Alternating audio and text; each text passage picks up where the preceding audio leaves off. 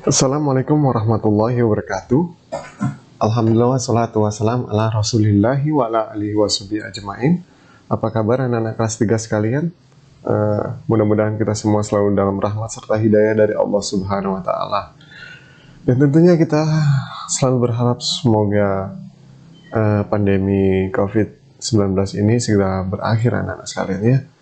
Oke anak-anak sekalian, hari ini kita lanjutkan pembelajaran dengan sistem daring kita. Namun kali ini adalah terakhir kita di tema 5 anak-anak sekalian, dan insya Allah mulai lusa kita akan belajar tema 6 anak-anak sekalian ya. Dan hari ini tepatnya hari Sabtu tanggal 6 bulan 2 tahun 2021. Tentunya tetap semangat belajar daring di rumah, dan silakan disimak video pembelajaran ini anak-anak sekalian ya, dan tolong jangan dipercepat ataupun di skip.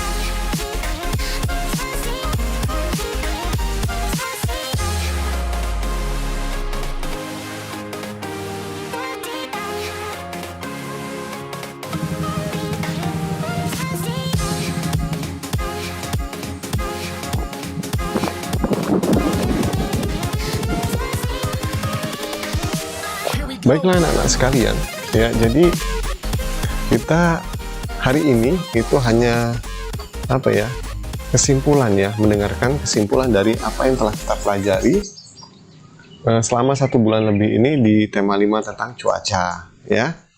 Nah jadi anak-anak sekalian tolong videonya jangan dipercepat karena Bapak akan menjelaskan sedikit dan mudah-mudahan bermanfaat ya anak-anak sekalian ya. Oke, kita langsung ke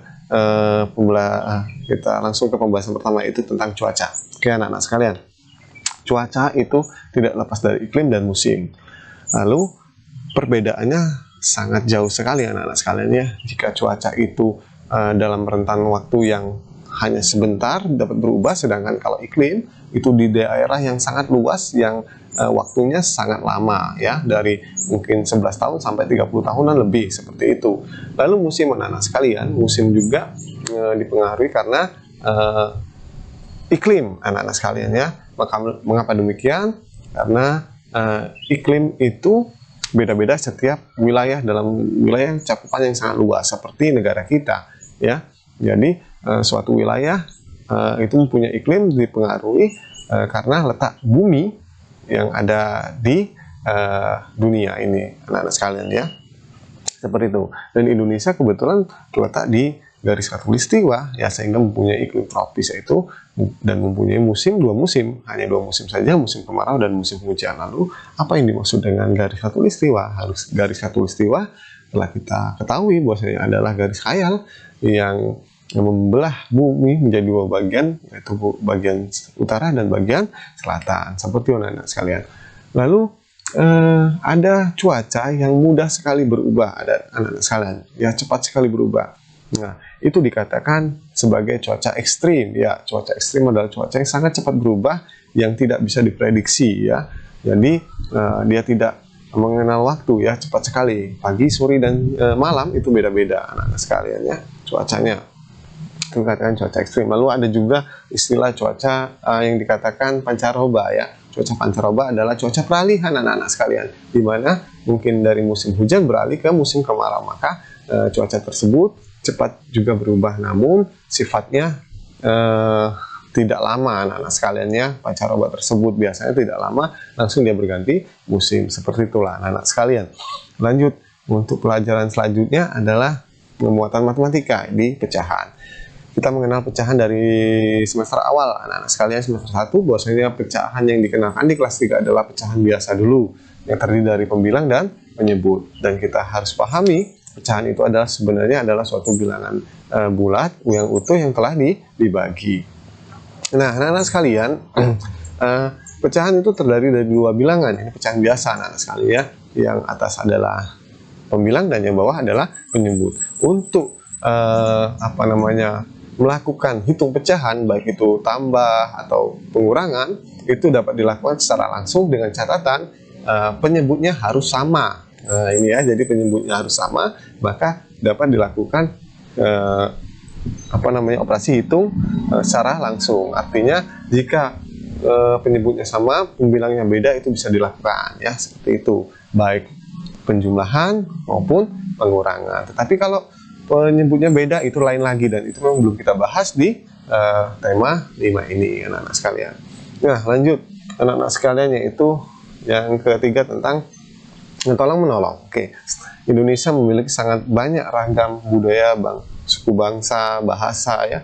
Bahkan di daerah kita saja, sini daerah Sumatera Selatan ya, itu bahasanya juga sudah sangat banyak, anak-anak sekalian ya, beda-beda ya, walaupun sukunya juga ada yang sama, tapi bahasa sudah beda. Nah, sehingga kita untuk menolong saudara kita selaku sebangsa dan setanah air, ketika terjadi bencana atau kesusahan, itu maka tidak pandang, anak-anak sekalian ya, harus kita tolong dan kita bantu, seperti itu anak-anak sekalian ya.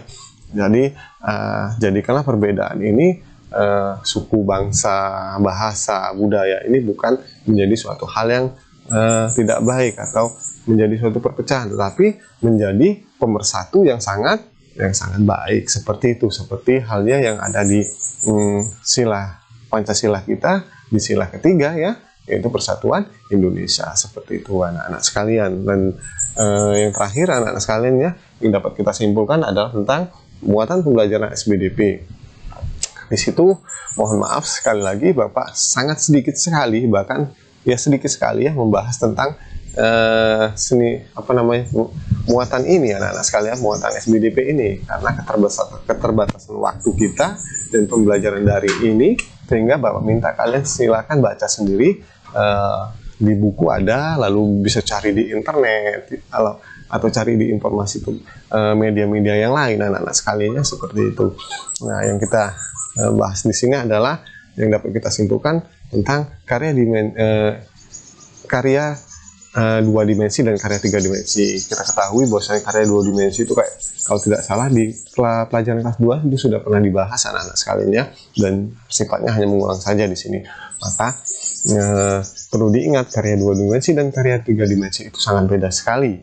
Karya 2 dimensi itu ada karya yang mempunyai panjang dan lebar saja, yang jika ditampakkan hanya bisa dari depan atau kiri kanan saja, yang sifatnya tidak terlalu rumit, anak-anak sekalian, seperti itu ya.